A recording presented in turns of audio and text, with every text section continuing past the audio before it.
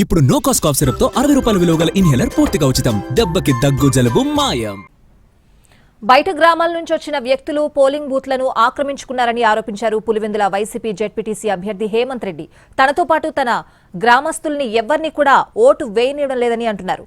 పచ్చని గ్రామాల్లో ఎన్నికలు చిచ్చు పెట్టాయంటున్న హేమంత్ రెడ్డితో కడప నుంచి మా ప్రతినిధి రమేష్ ఫేస్ టు ఫేస్.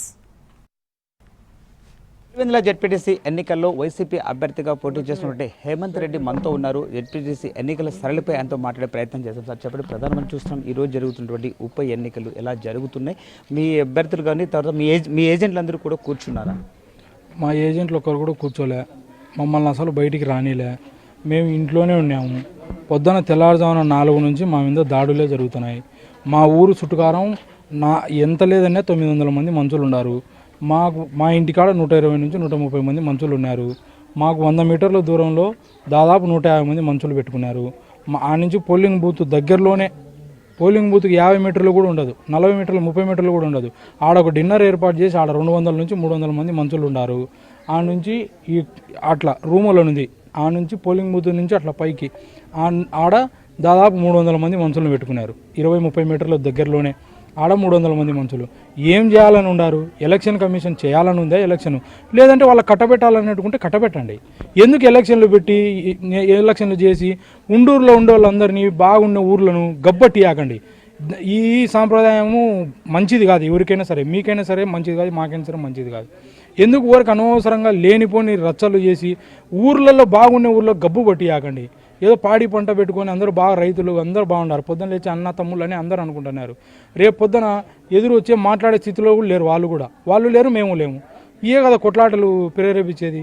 ఇప్పుడు అదే మా ఊర్లో ఎలక్షన్ కమిషన్ నిలబడుకొని, ఎవరైనా సరే ఎలక్షన్ కమిషన్ నిలబడుకొని మా ఊరు మొత్తం రీపోలింగ్ పెట్టమను, మా ఊరు మొత్తం మళ్ళీ జరపమను, ఎవరిని వేరే ఊర్లను రాకుండా జరపమను, స్వచ్ఛందంగా ఓట్లు బెయినీమను. ఏం జరుగుతుందో బెయినిచ్చి తెలుస్తుంది. అంటే దీన్ని బట్టి మీరు రీపోలింగ్ డిమాండ్ చేస్తున్నారని చెప్పి అనుకోవచ్చా? రీపోలింగ్ డిమాండ్ చేస్తున్నాం అనేది కదా, వాళ్ళు చేసే పని ఆల్రెడీ చేసేసినారు. ఓట్లు గుద్దుకున్నారు, వాళ్ళు ఇష్టం వచ్చినట్టు వాళ్ళ పని వాళ్ళు చేసుకున్నారు. మేము చెప్పేదే ఉండదు, ఏదైనా ఇదే పరిస్థితే ఉంటుంది, ఇదే విధంగానే చేస్తారు. వేరే మండలాల నుంచి వేరే ఊర్ల నుంచి మనుషులను తరలించి ఆల్వేన్లేమి, జీపులేమి, సుమోలేమి, కార్లేమి, బండ్లేమి వాళ్ళు ఇష్టం వచ్చినట్టు ఏంటంటే అరాచకం చేసి, మీరు ఎంత అరాచకం చేసినా మా గుండెల్లో ఉండే జగన్ సార్ను ఎవరు తీయలేరు. జగన్ సార్ను పులివెందుల్లో మీరు ఓడించినామని ఈ బుద్ధు ఆనందపడాల్సిందే తప్ప రేపు పొద్దున ఎలక్షన్లు జరుగుతాయి. మళ్ళీ ఈ 9 నెలలు దాటిన తర్వాత జరగవా? అన్ని మండలాలలో జరుగుతాయి కదా, అప్పుడు గెలుచుకోగలుగుతారా మీరు? ఈ బుద్ధు ఒక మండలం 2 మండలాలు కాబట్టి ఏదో మీరు చేయాల్సినదంతా చేయగలుగుతున్నారు. రేపు పొద్దున స్టేట్ వైడ్ జరిగినాయి అనుకో, స్టేట్ వైడ్ ఆపగలుగుతారా మీరు? అప్పుడు ఆ ఊరోళ్ళు ఈ ఊరికి రాలేరు, ఈ ఊరోళ్ళు ఆ ఊరికి పోలేరు. అక్కడ నుంచి వచ్చే అమౌంట్ ఇక్కడికి రాదు, ఇక్కడ నుంచి పోవాల్సినది పోదు. కరెక్టా? అన్నిటికీ జరుగుతాయి కదా. అది కూడా ఆ బుద్ధి ఉండూరులో వాళ్ళే చేసుకోవాలి కదా. ఆ బుద్ధి చేయగలుగుతారా? పులివెందుల్లో జగన్ సార్ను ఓడించినామనేది కళ. ఆ కళ ఏ ఊరికైనా నెరవేరదు. జగన్ సార్ ఓడిపోడు. ఈ బుద్ధు తాత్కాలికానికి మీరు చేసుకునే రిగ్గింగ్ వల్లనో, మీరు చేసుకునే ఓట్లు వేసుకుంటున్నారే దొంగగా నిలబడుకొని బయట నుంచి మనుషులు తెచ్చుకొని చేసేదంతా చేయండి మీరు. మేము 9 నెలలు 10 నెలలు మాకు ఆ వ్యవధి అయిపోతుంది. మళ్ళీ అంతా స్టేట్ వైడ్ జరుగుతాయి కదా. జరిగిన బుద్ధి అసలు రిజల్ట్ తెలుస్తుంది. ఎవరు గుండెల్లో జగన్ సార్ ఉన్నాడు, ఎవరి గుండెల్లో రాజశేఖర రెడ్డి సార్ ఉన్నాడు, ఎవరి గుండెల్లో ఎంపీ అవినాష్ రెడ్డి సార్ ఉన్నాడు అనేది. మా పులివెందుల్లో మీరు ఎందుకు మా ఊర్లోనే ఎన్ని బైండోర్లు పెట్టినారు మీరు? ఎంతమంది మనుషులను ఊర్లో లేకుండా బెదిరించినారు బయటికి పోవాలని? ఒక్కనే ఉండేది నేను. వైఎస్ఆర్సీపీ పార్టీ తరపు నుంచి నన్ను క్యాండిడేట్ని ఒక్కనే ఊర్లో ఉండిచ్చినారు.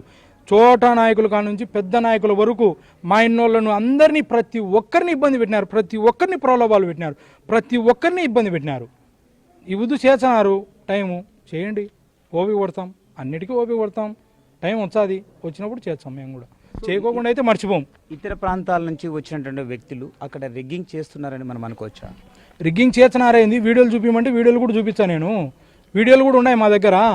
ఆడనే ఆంజనేయ స్వామి గుడి ఉంది, ఆంజనేయ స్వామి గుడి వెనకాల కూర్చొని చించుకుంటున్నారు, పేపర్లు వేస్తున్నారు. రిగ్గింగ్ కాదంటారా దాన్ని? పోలింగ్ బూత్ కాడికి ఇవ్వండి. ఇప్పుడు ఇట్లే లైవ్ తీసుకోపోయి ఆడ నిలబడి ఉంటారు కదా పోలింగ్ ఓట్లేనికి. ఓట్లేసిన వాళ్ళలో ఇప్పుడు వర్షంగా తీయండి. వాళ్ళలో మా ఊరోళ్ళు కానీ మా పంచాయతీకి సంబంధించిన వాళ్ళు ఎవడన్నా ఉండాడేమో చూడమని చెప్పండి. లేదు, ఇదంతా వద్దు, ఊరు మొత్తం ఇల్లు జల్లడ పట్టండి. పోలింగ్ ఓట్లేని పోయినారేమో కనుక్కోండి. అప్పుడైనా అర్థమవుతుంది కదా, మీడియా వాళ్ళకైనా అర్థమవుతుంది, ఎలక్షన్ కమిషన్కైనా అర్థమవుతుంది, ఇప్పుడు నడిపించే పోలీస్ వ్యవస్థకైనా అర్థమైపోతుంది. సార్ చేసేదే మోసం, చేసేదే అరాచకం చేస్తున్నారు, మేము గమ్మనున్నాం, ఎందుకు కోరిక ఇంకా సరే. సో పచ్చని గ్రామాలలో ఉప ఎన్నికలు చిచ్చు పెట్టాయి. నిన్న మొన్నటి వరకు అన్నా తమ్ములుగా మెలిగినటువంటి తమ మధ్య ఈ ఎన్నికలు విభేదాలు సృష్టించాయి. అయితే ఇప్పటి వరకు తమ గ్రామానికి చెందినటువంటి ఓటర్లు ఎవ్వరు కూడా ఓటు హక్కు వినియోగించుకోలేదు. వేరే ప్రాంతాల నుంచి వచ్చినటువంటి వ్యక్తులు పోలింగ్ కేంద్రాలకి వెళ్ళి ఓట్లు వేస్తున్నారని చెప్పి ఆయన ఆరోపిస్తున్నారు. కెమెరామ్యాన్ చాందుతో రమేష్, ఎన్టీవీ, పులివెందుల నుంచి.